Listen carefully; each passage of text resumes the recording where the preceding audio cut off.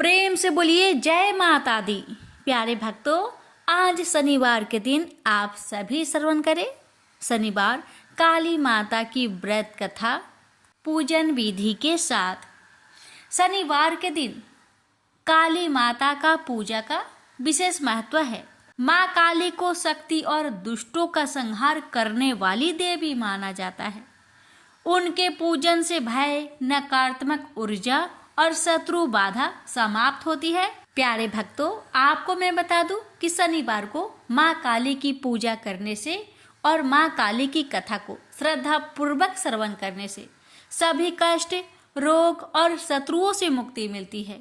यह दिन विशेष रूप से उन लोगों के लिए शुभ है जो मानसिक और शारीरिक समस्याओं से पीड़ित है। जानिए काली माता की पूजा विधि के बारे में। सर्वप्रथम प्रातःकाल उठकर स्नान करके स्वच्छ वस्त्र धारण करें। पूजा स्थल को गंगा जल से शुद्ध करें। घर के पूर्व या उत्तर दिशा में माँ काली की मूर्ति या चित्र रखें। मूर्ति के पास दीपक और अगरबत्ती जलाएं। माँ काली की पूजा का संकल्प लें और अपनी मनोकामनाएं व्यक्त करें। पूजन सामग्री लाल पुष्प, अक्षत, धूप, दीप, नैवेद्य, मिठाई या फल, काले तिल और सिंदूर का उपयोग करें। सरसों के तेल का दीपक जलाना शुभ माना जाता है। माँ काली के मंत्र ओम क्रीं कालिकाय नमः का जप करते हुए पुष्प चढ़ाएं, नैवेद्य अर्पित करें और माँ से अपनी समस्याओं का समाधान मांगे। ध्यान करें और कम से कम 11 बार काली चालीसा या काली मंत्र का पाठ करें। माँ काली की आरती करें और प्रसाद सभी में वितरित करें। अब आइए भक्तों, श्रवण करते हैं माँ काली की व्रत कथा। प्रेम से बोलिए जय श्री गणेश, काली माता की जय। एक बार दैत्यों की शक्ति बहुत अधिक बढ़ गई। उन्होंने देवराज इंद्र का सिंहासन छीनकर सभी देवताओं को स्वर्ग से निकाल वहां अधिकार कर लिया। इन दैत्यों के राजा शुभ और निशुभ नामक 2 भाई थे। महिषासुर, रक्तबीज, चंड मुंड व धूम्रलोचन जैसे दर्जनों सेना नायक और करोड़ों दैत्य की सुसज्जित सेना उनके पास थी। पराजित देवताओं द्वारा प्रार्थना किए जाने पर आदिशक्ति भगवती भवानी ने दुर्गा के रूप में अवतरित होकर उन दैत्यों का संहार किया था। इस युद्ध के मध्य ही देवी दुर्गा ने अपनी सहायता के लिए अपने ललाट से एक अत्यंत शक्तिशाली और विकराल देवी को प्रकट किया। काली, कलिका, चामुंडा, महाकाली आदि इसी देवी के अनंत नामों में से कुछ नाम हैं। मातेश्वरी दुर्गा के अवतार धारण और उनके द्वारा शुभ निशुभ की संपूर्ण सेना के विनाश की कथा काफी लंबी है। जब भगवती भवानी दुर्गा ने शुभ निशुंभ के सेनापति धूम्रलोचन को सेना सहित यमपुरी पहुंचा दिया तो दैत्यराज शुभ ने चंड मुंड को आदेश दिया कि वो देवी को पकड़कर उसके पास लाए। आज्ञा पाते ही दैत्यों ने जगदम्बा दुर्गा को चारों ओर से घेर लिया और उन्हें पकड़ने मारने की चेष्टा करने लगे। यह देख देवी को बहुत क्रोध आया। क्रोध के कारण उनका मुखमंडल काला पड़ गया, भवें वक्र हो उठी। उसी समय उनकी भवें के मध्यवर्ती भाग और ललाट से विकराल मुख वाली काली नामक देवी प्रकट हुई। अत्यंत भयंकर और शक्तिशाली होने के बावजूद काली माँ का शरीर अत्यंत कृशकाय था। उनके शरीर में नाम मात्र का मांस था, केवल अस्थि पंजर नजर आता था, जिससे वे अत्यंत भयावह दिखाई पड़ रही थी। काली, कालिका, महाकाली, चामुंडा और चामुंडा आदि नामों से विख्यात 4 भुजा वाली यह देवी अपने हाथों में तलवार, पास और विचित्र खड्ग धारण किए हुए थी। वह चीते की चमड़े की साड़ी पहने नर मुंडों की माला से अलंकृत थी। भवानी दुर्गा के मस्तक से प्रकट होने के बावजूद काली माँ का स्वरूप अत्यंत विकराल था। वे काफी लंबी पतली थी और किसी भी वाहन पर सवार नहीं थी। उनका मुखमंडल बहुत अधिक बड़ा था। उनकी लंबी जीभ काफी बाहर तक निकली हुई थी। उनकी आंखें अंगारों की तरह दहक रही थी और अपनी भीषण गर्जना से पृथ्वी आकाश को कपा रही थी।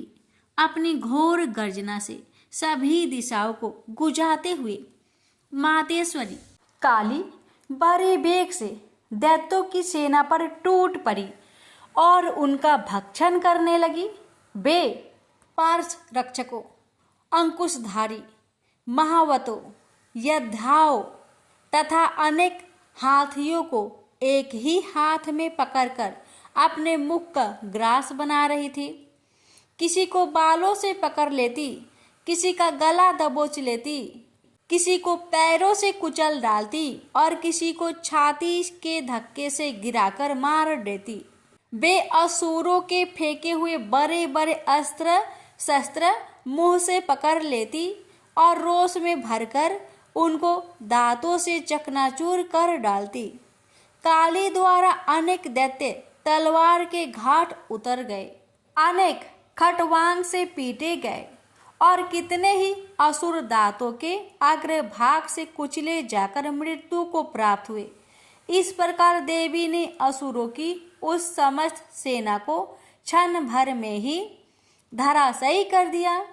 अपनी सेना का विनाश होते देख चंड काली देवी की ओर दौड़ा। महादैत्य मुंड ने भी अत्यंत भयंकर बाणों की बौछार तथा हजारों चक्र एवं अन्य शस्त्रों से भयानक नेत्रों वाली देवी को आवृत कर दिया। वे चक्र देवी के मुख में समाते हुए ऐसे जान पड़ रहे थे मानो सूर्य के बहुतेरे मंडल बादलों के उदर में प्रवेश कर रहे हो। मातेश्वरी काली दैत्य सेनापति मुंड द्वारा चलाए गए अस्त्र शस्त्रों का भक्षण करते और अनेक राक्षसों को अपने शस्त्रों में समाप्त करते हुए विकट अट्टहास करती जा रही थी। इसी समय भगवती काली ने दूसरे दैत्य सेनापति चंड को अपनी ओर आते देखा। क्रोध में भरकर काली माई ने चंड पर आक्रमण कर दिया। एक हाथ से उसके केस पकड़कर दूसरे हाथ से उसकी गर्दन काट उसे यमलोक पहुंचा दिया। अपने भाई चंड को देवी के हाथों मरता देख मुंड अनेक भयावह दैत्यों के साथ मातेश्वरी काली की ओर दौड़ पड़ा। तब देवी ने रोष में उसे तलवार से मारकर धरती पर सुला दिया। महापराक्रमी चंड और मुंड के मरते ही शेष सेना आतंकित होकर भाग गई। उसी समय काली ने चंड और मुंड के मस्तक हाथ में लेकर जगदम्बा दुर्गा के पास जाकर प्रचंड अट्टहास करते हुए कहा, देवी, मैं चंड मुंड नामक इन दो भयानक असुरों के मस्तक आपको भेंट करने के लिए लाई हूँ। इस पर कल्याणमयी दुर्गा ने काली से मधुर वाणी में कहा, देवी, तुम चंड और मुंड को मारकर मेरे पास आई हो, इसलिए संसार में तुम्हारा एक नाम चामुंडा भी होगा। मातेश्वरी काली द्वारा चंड मुंड और अनेक सैनिकों के मारे जाने पर दैत्यराज शुंभ स्वयं अपने सभी सेनापतियों सहित युद्ध के लिए वहां आ गया। कई करोड़ असुर सैनिक उनके साथ थे।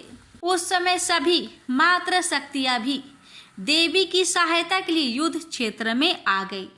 दोनों ओर से भीषण अस्त्र शस्त्र चलने लगे। इस समय मातेश्वरी काली सभी मात्र शक्तियों से आगे रहकर रणभूमि में विचरने लगी। अपने खटवांग, त्रिशूल एवं अन्य अस्त्र शस्त्रों से वे असंख्य दैत्यों को काल के गाल में पहुंचा रही थी। यद्यपि सभी मात्र शक्तियां मातेश्वरी दुर्गा एवं उनका सिंह अनेक दैत्यों को समाप्त कर रहे थे, परंतु मातेश्वरी काली साक्षात रण चंडी बनकर दैत्यों को गाजर मूली की तरह काट रही थी। मातेश्वरी काली इस समय इतने क्रोध में भरी हुई थी कि वे दैत्यों को अस्त्र शस्त्रों से मारने के साथ ही उनका भक्षण भी करती जा रही थी। अत्यंत भयंकर और विकराल रूप था इस समय मातेश्वरी काली का। अनेक राक्षस तो आपके इस रूप को देखकर तथा उनके द्वारा लगाए जा रहे अट्ठासों की भीषण आवाज सुनकर ही यमलोक सिधार गए। मातेश्वरी काली का अवतरण मात्र इन दैत्यों को मारने के लिए ही नहीं हुआ था, उनका इससे भी अधिक महान कार्य था। दैत्य सेनापति रक्तबीज के वध में भगवती दुर्गा की सहायता करना। उस प्रचंड दैत्य रक्तबीज को एक अद्भुत वरदान प्राप्त था। जहां भी उसके रक्त की एक बूंद गिरती थी, वहीं तत्काल उतना ही शक्तिशाली एक असुर उत्पन्न हो जाता था। मातेश्वरी काली, भगवती दुर्गा और अन्य मात्र शक्तियों के हाथों दैत्यों को मरते एवं घायल होते देख महादैत्य रक्तबीज ने मातेश्वरी पर हमला कर दिया। वह अपनी गदा से सभी मात्र शक्तियों पर एक साथ प्रहार करने लगा। जब मात्र शक्तियों ने उस पर प्रहार किए तो उसके शरीर का रक्त जहां जहां गिरता वहां वहां उसके समान ही एक अन्य बलशाली दैत्य पैदा हो जाता। इस प्रकार वहां असंख्य दैत्य उत्पन्न हो गए जो रक्त बीज के समान ही बलशाली, भीषण और युद्ध कला में निपुण थे। इस समस्या का एकमात्र समाधान यही था कि रक्त बीज के अंग प्रत्यंग तो काटे जाए, परंतु उसके शरीर से निकलने वाले रक्त की एक बूंद भी भूमि पर न गिरने दी जाए। इस प्रयोजन की पूर्ति के लिए भगवती भवानी दुर्गा ने काली को चामुंडा नाम से संबोधित करते हुए कहा, चामुंडे, तुम अपने मुख को अधिक विस्तृत करो तथा मेरे शस्त्र पात से गिरने वाले रक्त बिंदु एवं उनसे उत्पन्न होने वाले महादैत्यों को अपने इस भयानक मुख से खा जाओ। इस प्रकार रक्त से उत्पन्न होने वाले महादैत्यों का भक्षण करती हुई तुम रण में विचरती रहो। ऐसा करने से उस दैत्य का सारा रक्त खत्म हो जाने पर वह स्वयं भी नष्ट हो जाएगा। जब तुम उन भयंकर दैत्यों को खा जाओगी तो दूसरे दैत्य नहीं उत्पन्न हो सकते। मातेश्वरी दुर्गा की यह बात सुनकर भगवती काली ने अपना आकार बहुत बड़ा कर लिया। इस प्रकार उन्होंने रक्त बीज के रुधिर के पान और दैत्यों के भक्षण हेतु महाकाली का विकराल रूप धारण कर लिया। भगवती दुर्गा जो इस समय क्रोध के आवेग में रणचंडी अर्थात देवी चंडिका बनी हुई थी, अपने भीषण शूल से उस महादैत्य रक्त बीज पर प्रहार किया। फलस्वरूप उसके शरीर से रक्त की धार बहने लगी, जिसे तत्काल ही मातेश्वरी काली ने अपनी लपलपाती जुआ द्वारा उदर स्वस्थ कर लिया। भगवती भवानी ने रक्त बीज पर प्रहार जारी रखी। उसके शरीर में स्थान से रक्त की धारा बहने लगी। रक्त बीज महाबलशाली और भयंकर दैत्य था, अतः उसके शरीर से बहुत अधिक रक्त बह रहा था, परंतु उसका जितना भी रक्त बह रहा था काली माँ अर्थात देवी चामुंडा उसे तत्काल पीती जा रही थी। इस रक्त को पीते समय रुधिर से काली के मुख में जो महादैत्य उत्पन्न हुए उन्हें भी वे उदरस्त करती चली गई।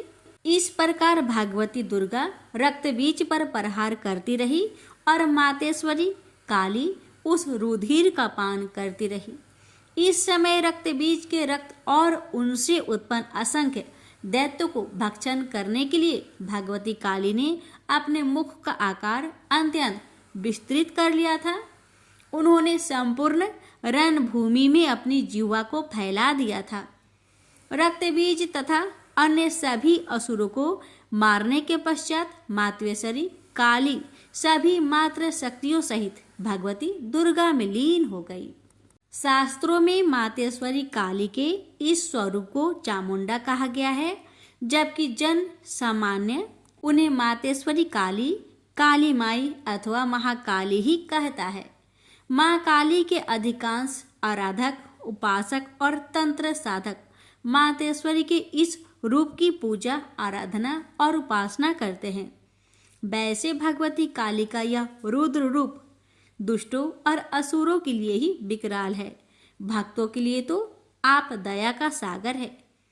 वे कल भी ममतामयी मातेश्वरी थी, आज भी है और जब तक यह सृष्टि है तब तक रहेगी। प्रेम से बोलिए माँ काली की जय।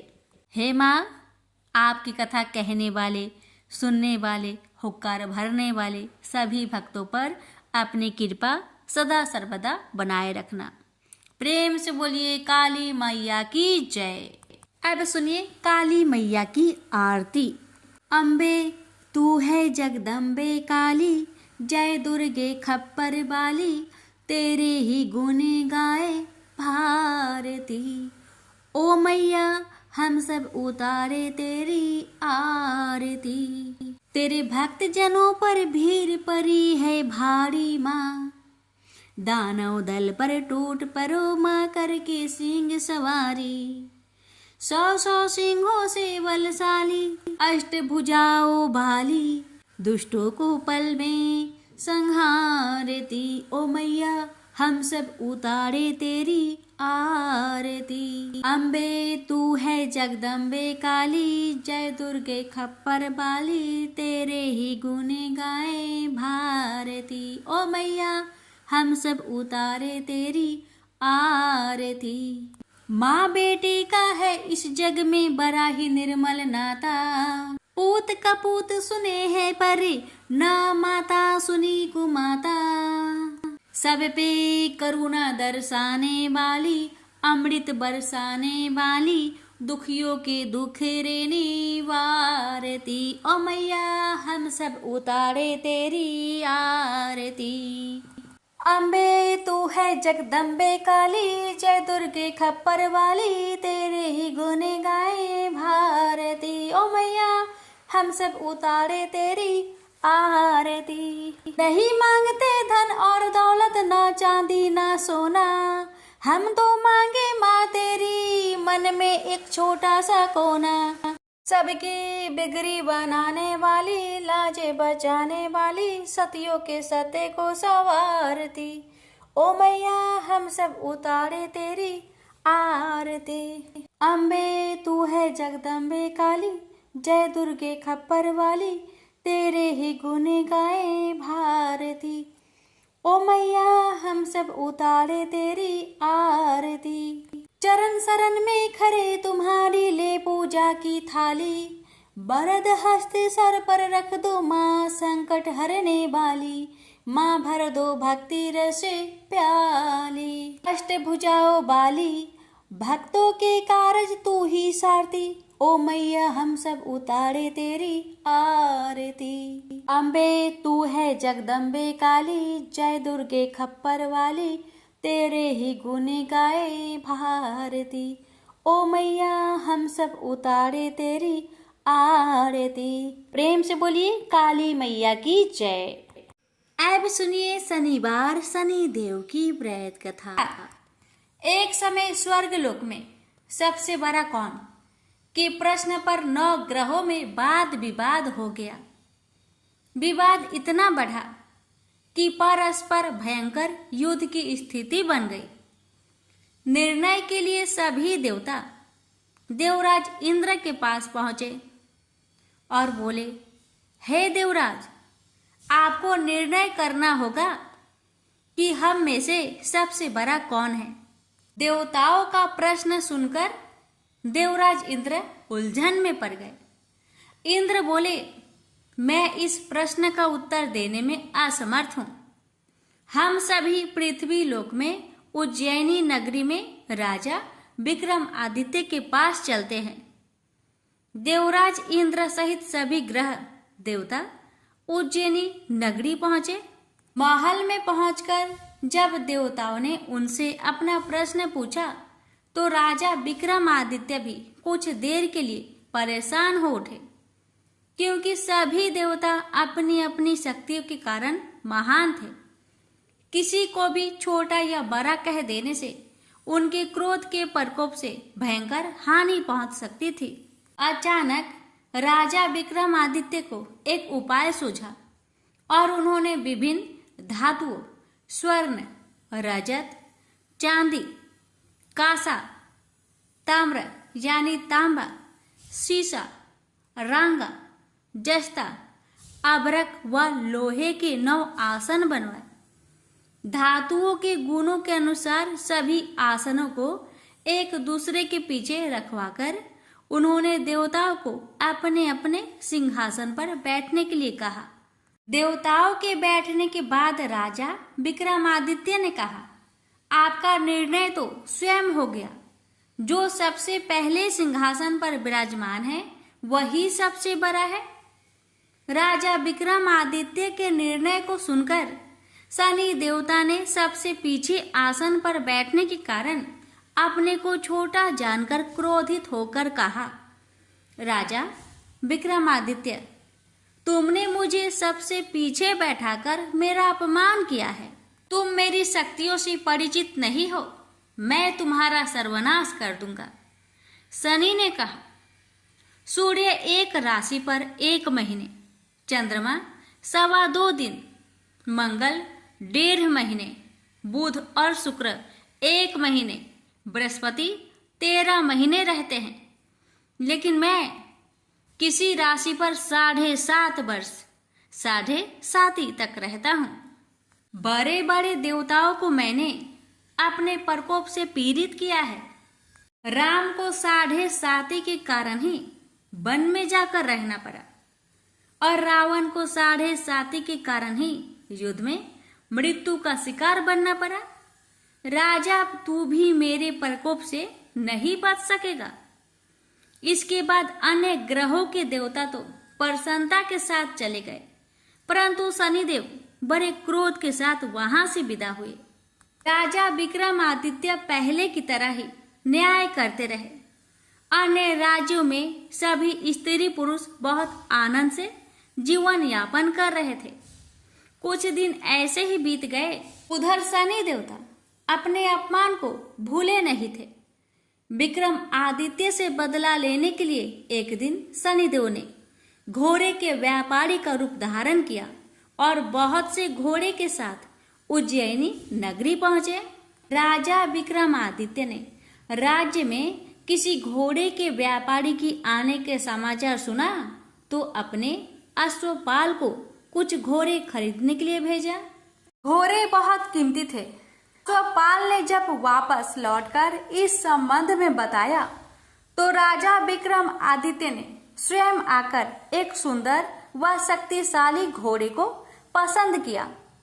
घोड़े की चाल देखने के लिए राजा उस घोड़े पर सवार हुए तो वह घोड़ा बिजली की गति से दौड़ पड़ा। तेजी से दौड़ता घोड़ा राजा को दूर एक जंगल में ले गया और फिर राजा को वहां गिराकर जंगल में कहीं गायब हो गया। राजा अपने नगर को लौटने के लिए जंगल में भटकने लगा, लेकिन उन्हें लौटने का कोई रास्ता नहीं मिला। राजा को भूख प्यास लगाई। बहुत घूमने पर उसे एक चरवाहा मिला। राजा ने उससे पानी मांगा। पानी पीकर राजा ने उस चरवाहे को अपनी अंगूठी दे दी। फिर उससे रास्ता पूछकर वह जंगल से निकलकर पास के नगर में पहुंचा। राजा ने एक सेठ की दुकान पर बैठकर कुछ देर आराम किया। उस सेठ ने राजा से बातचीत की तो राजा ने उसे बताया कि मैं उज्जैनी नगरी से आया हूँ। राजा के कुछ देर दुकान पर बैठने से सेठ जी की बहुत बिक्री हुई। सेठ ने राजा को बहुत भाग्यवान समझा और खुश होकर उसे अपने घर भोजन के लिए ले गया। सेठ के घर में सोने का एक हार खूंटी पर लटका हुआ था। राजा को उस कमरे में छोड़कर सेठ कुछ देर के लिए बाहर गया। तभी एक आश्चर्यजनक घटना घटी। राजा के देखते देखते सोने के उस हार को खूंटी निकल गई। सेठ ने कमरे में लौटकर हार को गायब देखा तो चोरी का संदेह राजा पर ही किया, क्योंकि उस कमरे में राजा ही अकेला बैठा था। सेठ ने अपने नौकरों से कहा कि इस परदेसी को रस्सियों से बांधकर नगर के राजा के पास ले चलो। राजा ने विक्रमादित्य से हार के बारे में पूछा तो उसने बताया कि उसके देखते ही देखते खूंटी ने हार को निगल लिया था। इस पर राजा ने क्रोधित होकर चोरी करने के अपराध में विक्रमादित्य के हाथ पांव कटवाने का आदेश दे दिया। राजा विक्रमादित्य के हाथ पांव काटकर उसे नगर के सड़क पर छोड़ दिया गया। कुछ दिन बाद एक तेली उसे उठाकर अपने घर ले गया और उसे अपने कोल्हू पर बैठा दिया। राजा आवाज देकर बैलों को हाँकता रहता। इस तरह तेली का बैल चलता रहा और राजा को भोजन मिलता रहा। शनि के प्रकोप की 7.5 पूरी होने पर वर्षा ऋतु आरंभ हुई। राजा विक्रमादित्य एक रात मेघ मल्हार गा रहा था कि तभी नगर के राजा की लड़की राजकुमारी मोहिनी रथ पर सवार उस तेली के घर के पास से गुजरी। उसने मेघ मल्हार सुना तो उसे बहुत अच्छा लगा और दासी को भेजकर गाने वाले को बुला लाने को कहा। दासी ने लौटकर राजकुमारी को अपंग राजा के बारे में सब कुछ बता दिया। राजकुमारी उसके मेघ मल्हार से बहुत मोहित हुई, अतः उसने सब कुछ जानकर भी अपंग राजा से विवाह करने का निश्चय कर लिया। राजकुमारी ने अपने माता पिता से जब यह बात कही तो वे हैरान रह गए। रानी ने मोहिनी को समझाया, बेटी तेरे भाग्य में तो किसी राजा की रानी होना लिखा है, फिर तू उस अपंग से विवाह करके अपने पांव पर कुल्हाड़ी क्यों मार रही है। राजकुमारी ने अपनी जिद नहीं छोड़ी। अपनी जिद पूरी करने के लिए उसने भोजन करना छोड़ दिया और प्राण त्याग देने का निश्चय कर लिया। आखिर राजा रानी को विवश होकर अपंग विक्रमादित्य से राजकुमारी का विवाह करना पड़ा। विवाह के बाद राजा विक्रमादित्य और राजकुमारी तेली के घर में रहने लगे। उस रात स्वप्न में शनिदेव ने राजा से कहा, राजा तुमने मेरा प्रकोप देख लिया, मैंने तुम्हें अपने अपमान का दंड दिया है। राजा ने शनिदेव से क्षमा करने को कहा और प्रार्थना की, हे शनिदेव आपने जितना दुख मुझे दिया है अन्य किसी को न देना। शनिदेव ने कुछ सोचकर कहा, राजा मैं तुम्हारी प्रार्थना स्वीकार करता हूँ। जो कोई स्त्री पुरुष मेरी पूजा करेगा, शनिवार को व्रत करके मेरी व्रत कथा सुनेगा, उस पर मेरी अनुकंपा बनी रहेगी। प्रातःकाल राजा विक्रमादित्य की नींद खुली तो अपने हाथ पांव देखकर राजा को बहुत खुशी हुई। उसने मन ही मन शनिदेव को प्रणाम किया। राजकुमारी भी राजा के हाथ पांव सही सलामत देखकर आश्चर्य में डूब गई। राजा विक्रमादित्य ने अपना परिचय देते हुए शनिदेव के प्रकोप की सारी कहानी सुनाई। सेठ को जब इस बात का पता चला तो दौड़ता हुआ तेली के घर पहुंचा और राजा के चरणों में गिरकर क्षमा मांगने लगा। राजा ने उसे क्षमा कर दिया क्योंकि यह सब तो शनिदेव के प्रकोप के कारण हुआ था। सेठ राजा को अपने घर ले गया और उसे भोजन कराया। भोजन कराते समय वहां एक आश्चर्यजनक घटना घटी। सबके देखते देखते उस खूंटी ने हार उगल दिया। सेठ जी ने अपनी बेटी का विवाह भी राजा के साथ कर दिया और बहुत से स्वर्ण आभूषण धन आदि देकर राजा को विदा किया।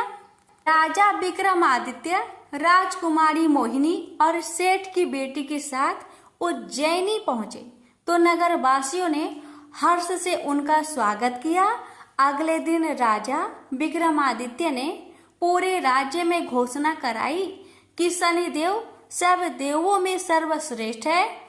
प्रत्येक स्त्री पुरुष शनिवार को उनका व्रत करे और व्रत कथा अवश्य सुने। राजा विक्रमादित्य की घोषणा से शनिदेव बहुत प्रसन्न हुए। शनिवार का व्रत करने और व्रत कथा सुनने के कारण सभी लोगों की मनोकामनाएं शनिदेव की अनुकंपा से पूरी होने लगी। सभी लोग आनंद पूर्वक रहने लगे। प्रेम से बोलिए शनि महाराज की जय हो।